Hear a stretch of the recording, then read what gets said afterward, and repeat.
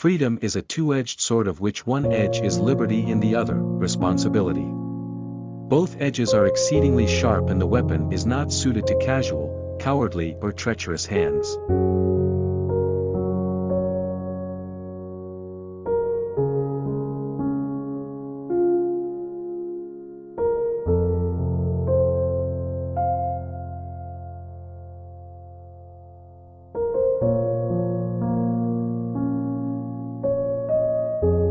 Such is the case with freedom.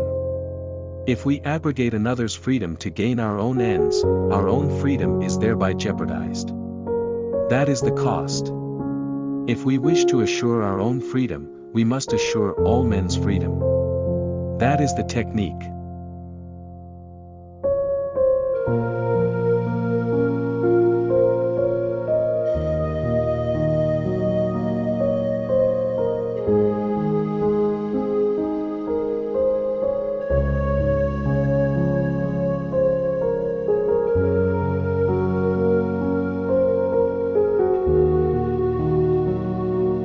The dictatorship of the proletariat is merely temporary. The state will eventually wither away like a snark hunter, leaving us all free as birds. Meanwhile, it may be necessary to kill, torture and imprison a few million people, but whose fault is it if they get in the way of progress?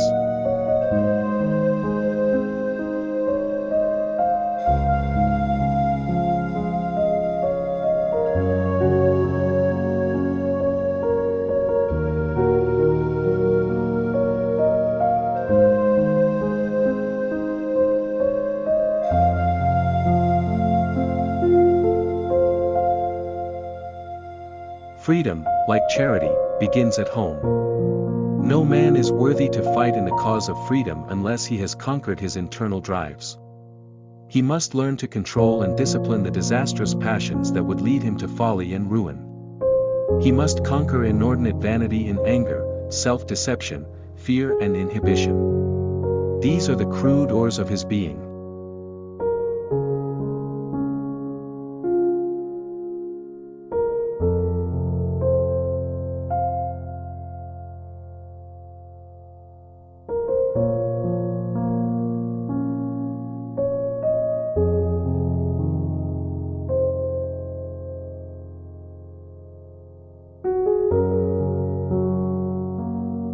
The liberty of the individual is the foundation of civilization. No true civilization is possible without this liberty, and no state, national or international, is stable in its absence.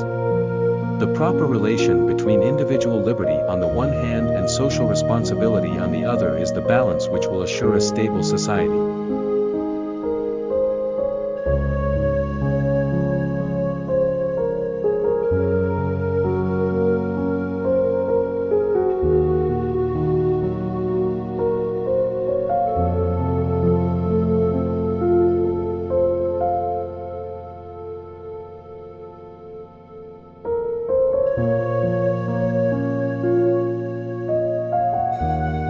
The liberty of the individual is the foundation of civilization. No true civilization is possible without this liberty, and no state, national or international, is stable in its absence. The proper relation between individual liberty on the one hand and social responsibility on the other is the balance which will assure a stable society.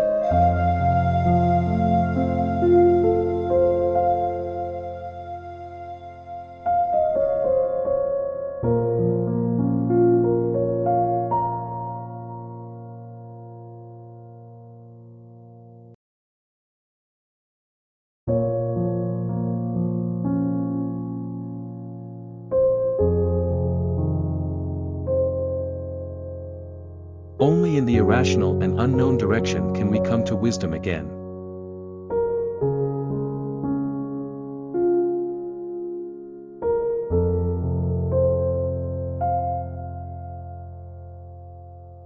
Everything in nature is beautiful, and it is no less beautiful because it is understood.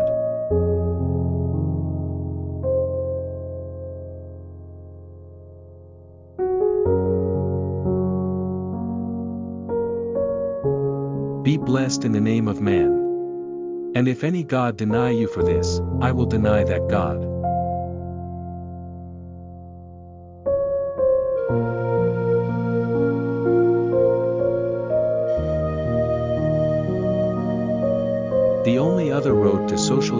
equilibrium demands the total annihilation of individuality. There is not further evasion of nature's immemorial ultimatum, change or perish, but the choice of change is ours.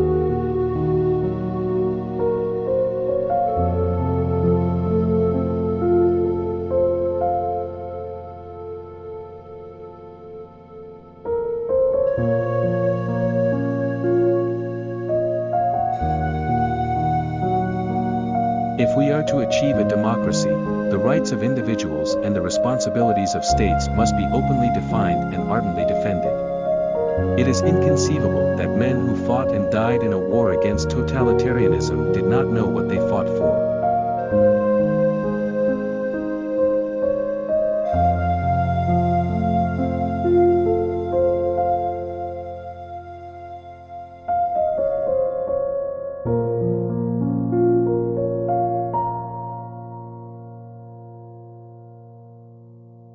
The mainspring of an individual is his creative will. This will is the sum of his tendencies, his destiny, his inner truth.